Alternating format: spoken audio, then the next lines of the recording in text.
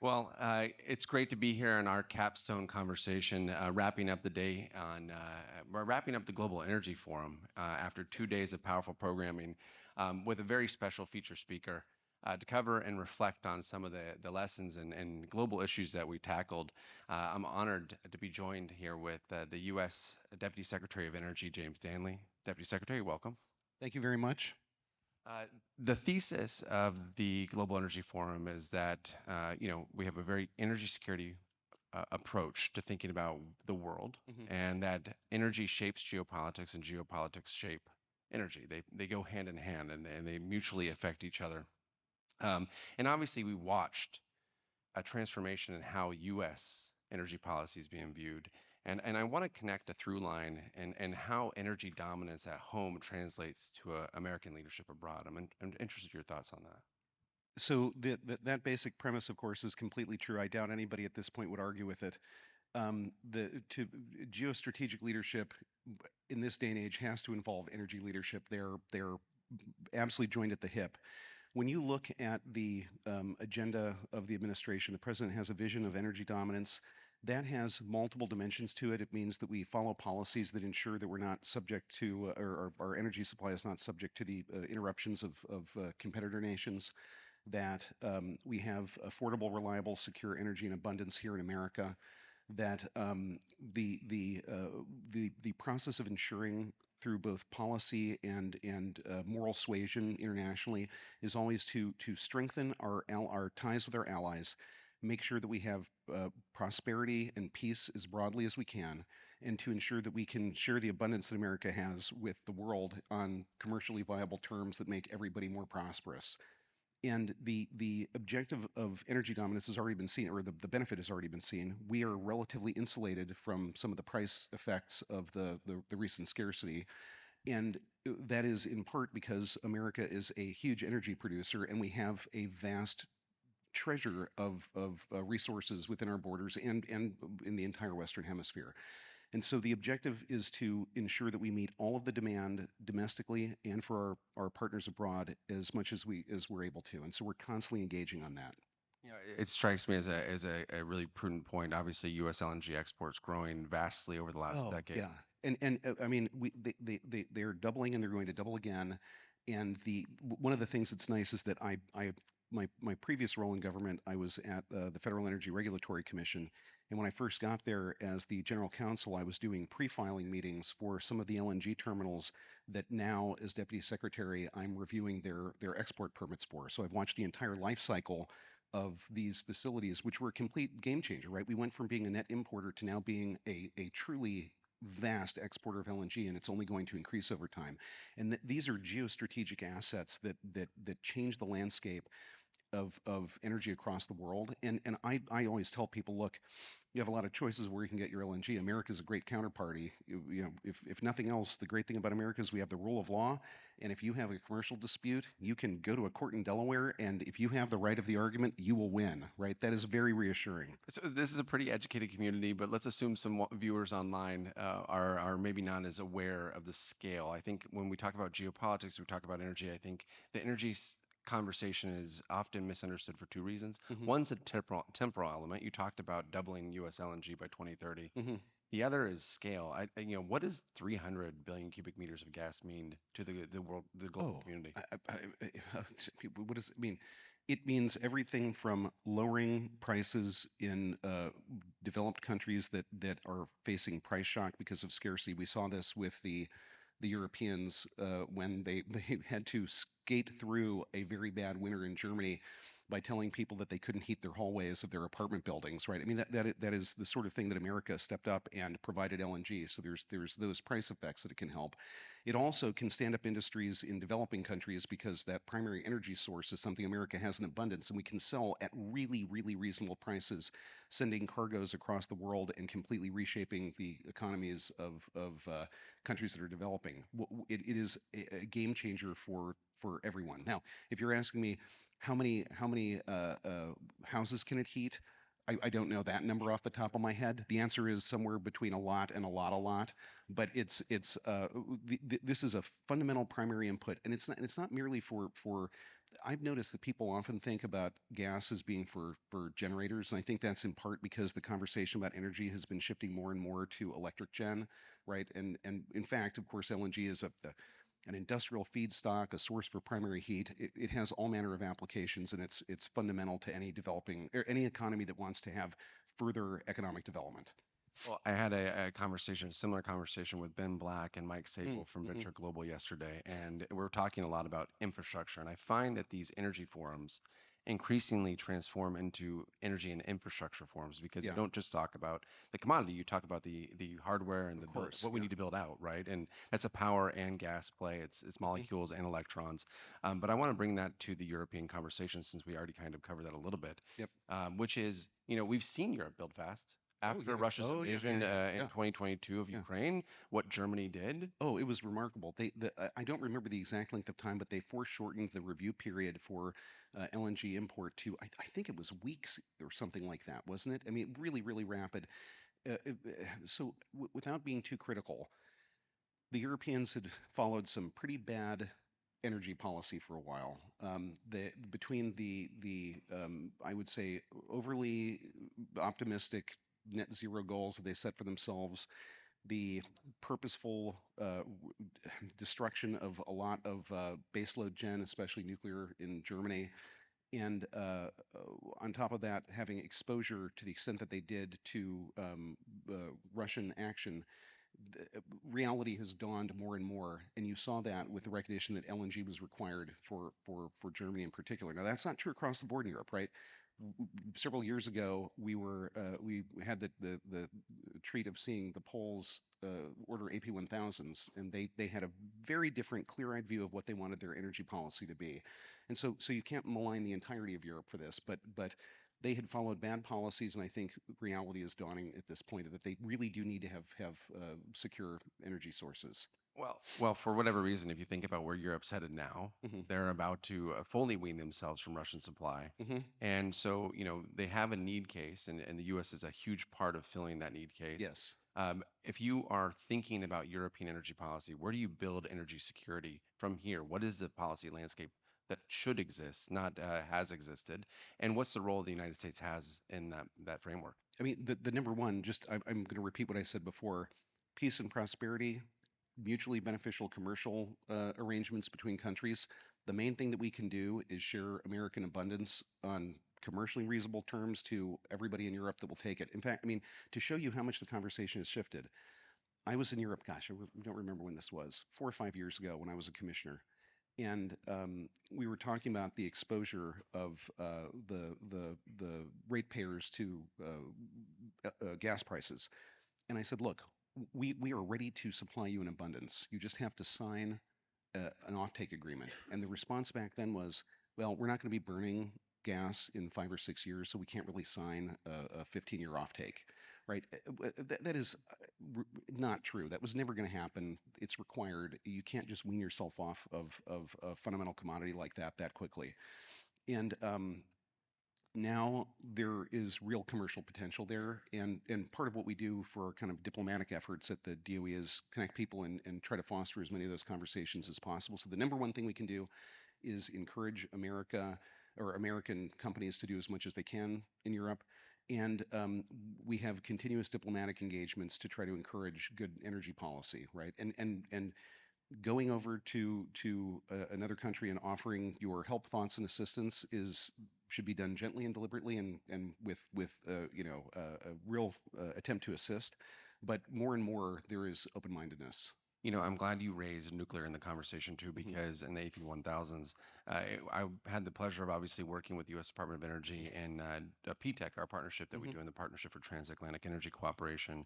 We had that event in Athens. I was recently with a community in Dubrovnik for the three C's, and hmm what I see is these conversations there look like they really revolve around LNG, natural gas, hmm and nuclear, a Yep, really big nuclear push. that is right where it seems to have resolved. Yeah, And does Europe need a generational investment then in nuclear? I think probably everybody does. Yeah, I mean Well, so In structuring the way that the Department of Energy and Secretary Wright sees the development of power generation, we obviously need gas gen broadly. And we're in the middle of going through a process of making as many uprates to pre-existing generators as we can across the board, right? We're reconductoring the transmission system where we get the most yield per dollar spent, and we're doing everything we can to advance nuclear. So there's a place, of course, and there always will be for gigawatt scale AP1000 style reactors. But one of the other things we're doing is trying to advance the development of as many SMRs and different types of designs as we can. And we in fact had our first SMR go critical last week from this pilot program. So in the course of about 10 months, right, this is remarkable. We went from paper drawings and concept all the way to fabrication and the first criticality.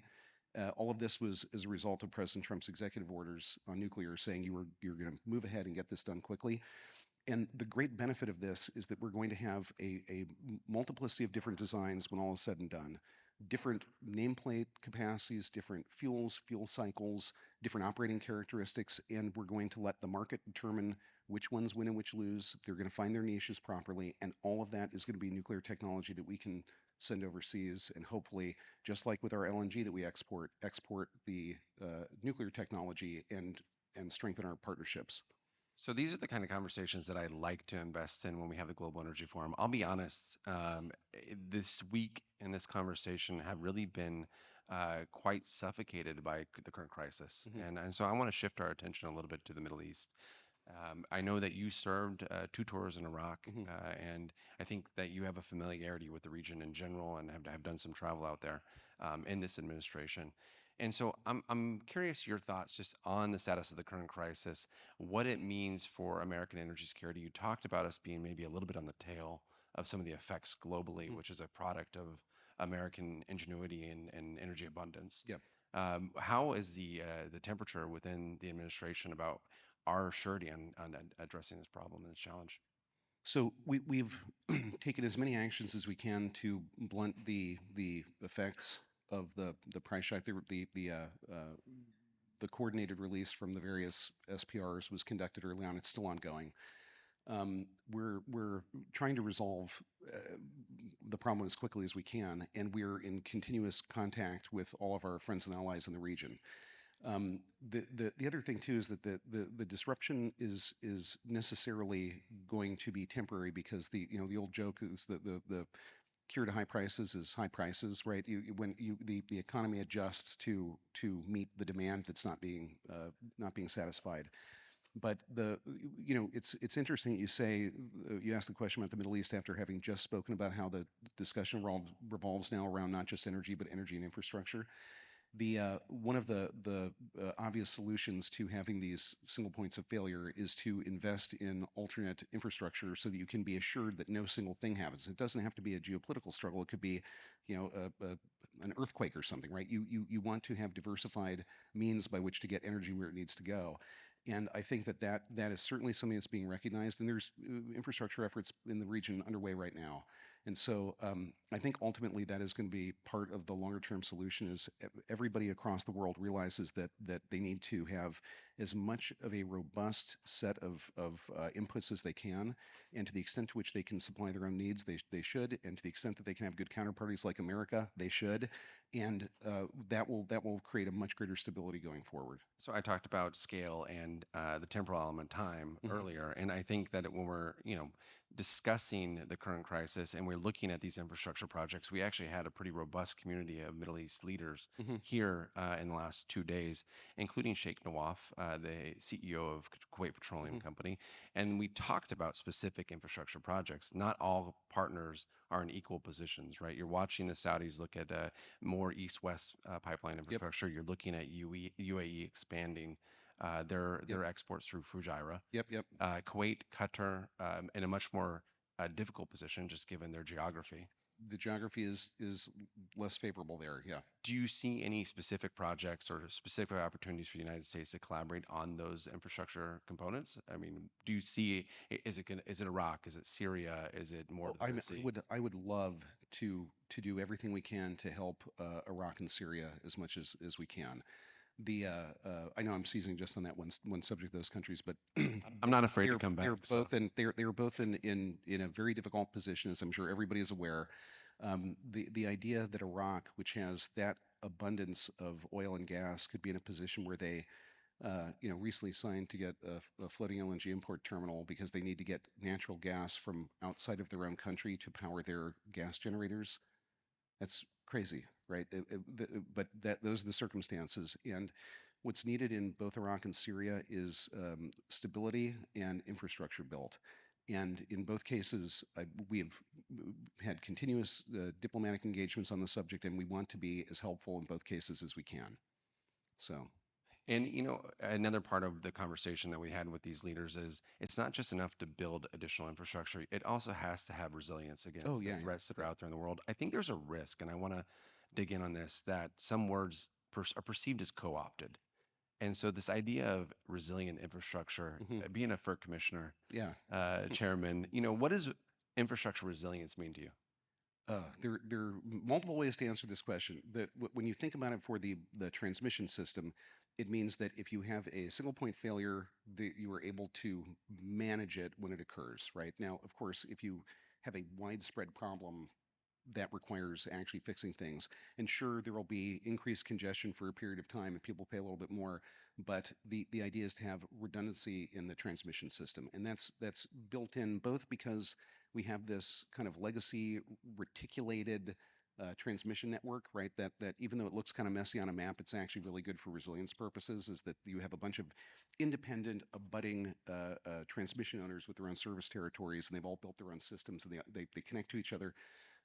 There's also another thing, though, which is you have you, you know the need to ensure that you have multiple different types of gen that are able to operate under different conditions.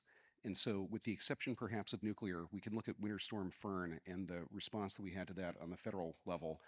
When you look at the generation mix over time as that storm played out, first in the southeast, then in the northeast, and then in Florida, you see nuclear is just this flat line. It's continuously always there. And then you have increase and decrease in the other generation sources. The place that was the worst was New England because even though they have enough generation to meet load, they don't have enough fuel or fuel storage to always ensure the gen can run.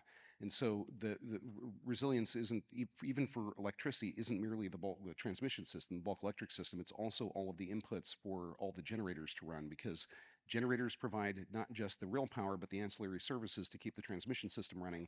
And if you have a failure of being able to provide things like VARs or spinning reserves because you don't have fuel oil, that's a real problem. And so you have to look at the entire system across the board integrated and make sure that you don't have single points of failure like that. And New England needs more storage for fuel. Well, you brought us back to America, and so I'm going to keep us in the Western Hemisphere. Okay. Maybe Yep. not Yep. tackling the U.S. problem domestically, but you know, there's clearly a reorientation of how this administration is thinking about the Western Hemisphere. Oh yes. We coming into this global energy forum, we thought America 250. Mm-hmm. We're thinking about affordability, AI. Is this a good thing? Is it a bad thing? The challenges. I pick your brain on that in a little bit. Um, but what did we have? January 3rd, Mm-hmm. Venezuela, Maduro's out. We already talked about Iran. So the geopolitics of energy are really heavy. But in addition to Venezuela, you also had the economic pressure on Cuba. Mm-hmm. You've had engagement on elections in places like Colombia. Yep. This administration, I think about Secretary Rubio and Deputy Secretary Landau, your counterpart at Mm-hmm. state, both Latin American Mm-hmm. hands. So there's a clear, deliberate focus on this. It, Tell me a it little bit was about put what's into going on. it was put into the national security strategy, right? The importance of the Western Hemisphere, right? And there's definitely a recognition that the Western Hemisphere is our backyard, and we have long enduring relationships with the countries of the Western Hemisphere. And another thing too is that just from a sheer quantity standpoint, the amount of energy resources and critical minerals that exist in the Western Hemisphere, it's just bountiful. And so whether you're talking about oil in Venezuela or critical minerals in Bolivia, it's a lot of that is right here, and we can solve a lot of the problems of needing redundancy by trying to develop as much mutual commerce with the Western Hemisphere as we can. And that's translating into some real energy diplomacy as well, because I'm watching Yeah. the Department of Energy travel to places like Caracas, And what are those conversations about? Is the Department of Energy directly involved in helping bring more production online? Is it about the introductions and economic statecraft to bring in U.S. companies to markets like that? So the main driver of development has been Treasury issuing the general licenses that allow for American companies to enter into commercial arrangements with Venezuela. Um, the the the the Department of Energy conducts diplomacy across the board, as you mentioned, and we certainly do it for the whole of Western Hem, including Venezuela now. It is mostly to render assistance. So we have tried to help them with studies of their electric system, which is in tatters, and we've talked to them as broadly as possible about best practices for production. We had a period there where they were potentially facing a real reduction in production with shut-ins, and we tried to help manage that. But this is mostly the offering of assistance in order to get the Venezuelan economy to take off and really make use of the abundance they have. And then that assistance model in a different capacity is being translated to markets like Argentina, Chile when it comes to critical minerals. I mean, certainly, so there are critical mineral efforts going on all over the place. This is in part a recognition of the fact that if you have competitor nations who are willing to conduct dumping schemes, you're not going to be able to develop domestic capacity that is viable economically. Um, and the answer to the question is yes. We're certainly there are different challenges. Chile's electric system is doing just fine, right? But the opportunity is to obtain critical minerals from the Western Hemisphere has yet to be fully taken advantage of, and this is a win-win for everybody, right? These are extraction industries that these countries should want to engage in vigorously, and we are the ones who want to purchase the offtake and make use of it. Well, and of course, there isn't a conference where the U.S.-China conversation doesn't come up with critical minerals and supply chains and Hmm. thinking about the scale of Chinese processing of Hmm. critical minerals. Obviously, this leads to a pretty comprehensive approach Hmm. from the department. What's the department's role in that dialogue? So I'll take a step back and just say that for critical minerals writ large, this is an area where we're probably a little bit more enthusiastic about direct intervention than in other things, right? We're free market economic believers, right, at the DOE. Secretary Wright does not want to push out good commercial opportunities. He doesn't want to warp prices. But when you have something that is subject to foreign nation state actors interference, that is a place where you have a market failure that probably a reasonable person could try to intervene and assist early on, at least to set up the capacity. And so we have a list. It's not just the Department of Energy; it's across government. A list of critical minerals we have particular requirements for, and that have been subject to interference in the past. And we are continuously trying to find opportunities overseas and also domestically for midstream so that we can be assured that we can both obtain the raw material and have domestic capabilities to ensure that it's available. And so that is a very broad program, and it takes time to come up with these, to actually find the arrangements and get them in place. But we've made real progress over the last year and a half. That's incredible, and I think the bilateral nature of that is particularly important. We had a chance to talk in the back, and AI comes up pretty frequently Hmm. as we discuss the energy outlook. I think broadly, electricity demand growth around the world comes up quite a bit, Yeah. and that conversation we had about you thinking through the FERC mindset and Hmm. thinking about it being a regulator and putting these rules in place for generational change. And I was pointing out, in my view, the conversation about energy security, as we know right now, Hmm. still broadly sits around oil and gas. Yeah. But increasingly, these sub-regional power markets are being projected into global dialogue because of Yes. BTUs and GPUs. Hmm. And how existential is our competitiveness to beat China at AI? And are we competing effectively against China? Yeah, so we are the dominant force in AI. We're the country that comes up with all the great ideas within the field.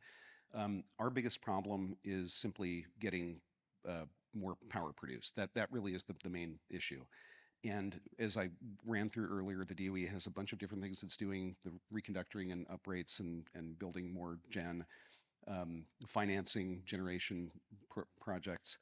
Um, and we're doing all of it such that the ratepayers, the residential ratepayers, don't feel the effect. So ordinary hardworking American families don't have to suffer any consequences for their rates. The president signed the ratepayer protection pledge with the hyperscalers, where they committed that when they bring large new load, they would bring more new gen than they're going to consume. And we're trying to untangle a lot of the regulatory burdens. And one of the problems here is that because electricity, and this is everywhere in the world, because it is delivered by usually monopoly utilities over wires, there is a very tight regulatory construct that's overlaid. And we don't just have to deal with the pre-existing topology of the transmission system, which is just a feature you fall in on. It's there. It grew organically over time. We also have to fix the supply chains to get generators built. We have to come up with new sources of gen. And then you have something else, which is the market constructs that need to have proper price signals to actually incentivize in those places that have markets the delivery of that new generation. And we've had problems with this. Some of our markets have done a very bad job of procuring capacity. PJM, the market in which we sit right now, has not had a recent good track record of getting generation. They fell short of their capacity requirements in the last auction. This is a problem that has to be fixed. So market reform, and then lastly, there's a regulatory paradigm. Of course, we have obviously the federal government, but then every state has its own public utility commission, and it can be difficult to come up with a rate scheme that is consistent with that public utility law that also allows for the kind of preferential rates that might be wanted by or needed in order to build things quickly. Right? We've had periods of vast electrification in America's past. Right? If you go to the 60s, it was a very rapid increase. But even during times where we were building new, aluminum smelters or something like that, it took you 7 years or something to build the facility, and that basically gave 7 years to the utility to serve you as a customer. Right now, we work on timelines of 18 months in scales of not hundreds of megawatts but gigawatts. And so the key is to change the regulatory paradigm so that you can allow for faster interconnection on the terms agreed to by all the parties, that is between the customer and the transmission owner, and get the gen available to serve that load. And along those lines, very early on, Secretary Wright directed FERC. Right, there's a provision that he can direct rulemakings to ensure that those interconnections can be figured out on whatever terms people want, not prescriptive under the old regime. Order 888, everybody loves it if they know it. That's the open access requirement.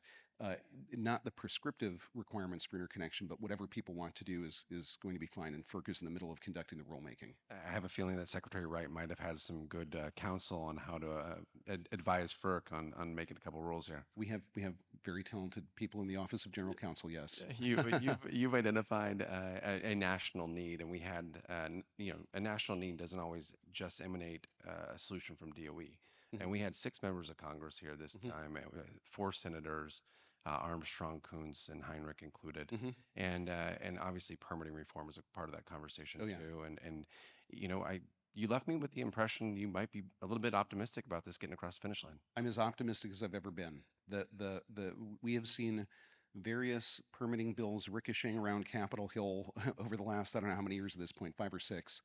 And part of this is the result of the realization that has broadly dawned on everybody that we need to be able to build things, and we've reached a point where that's quite challenging. And it really doesn't matter what it is you want to build. Everybody's projects, if they either cross federal land and have NEPA review attached, or if there are potential substantive challenges under the organic statute of the permitting authority, you are exposed to back end litigation risk that makes the front end risk premium very difficult as a company to try to figure out. And so, without permitting reform, in which a permit, once it's final and unappealable, has solidity and you can actually take it and get it financed, it's going to be hard for everybody moving forward. And so I'm more optimistic than I've ever been. Well, let's wrap this up with one final question because I know you're also really optimistic about America's energy future. And Yes. so it's almost America's 250-year anniversary. Hmm. When we look back at the tricentennial and the legacy of decisions being made today, what do you want the legacy of this administration to be under your leadership, under Secretary Wright's leadership, under President Trump's leadership on energy? What I would like to see is a very strong embracing of the idea of affordable, reliable, secure energy, and an understanding broadly that energy underpins everything, right? One of the former FERC chairmen used to say that, what FERC regulates is only about 6% of the economy, but it's the first 6%, right? This is fundamental to the prosperity, success, and happiness of everybody, not just in America, across the world, right? Secretary Wright frequently points out the fact that energy equals prosperity, and that during our time in office, we can have kickstarted the and gotten real momentum behind everything from our really advanced AI that we're developing, but then also the nuclear renaissance, which with this last criticality test, we are on the way to delivering. And if we can do that and build out the system, the American the prospect for American energy looks really good because we're already blessed in abundance with so much as it is. Well, Deputy Secretary Danley, let me just thank you for helping us close out this Global Energy Forum on a really optimistic note. I share your passion for the country and for our future. Yeah, And things are looking good. I think the fact is, people here agree with you. This is the Atlantic Council's biggest annual event, Mhm. 1,900 people this year, and we know that energy is foundational to prosperity and security. So thank you for bringing that message, and we hope to see you next year. Thank you.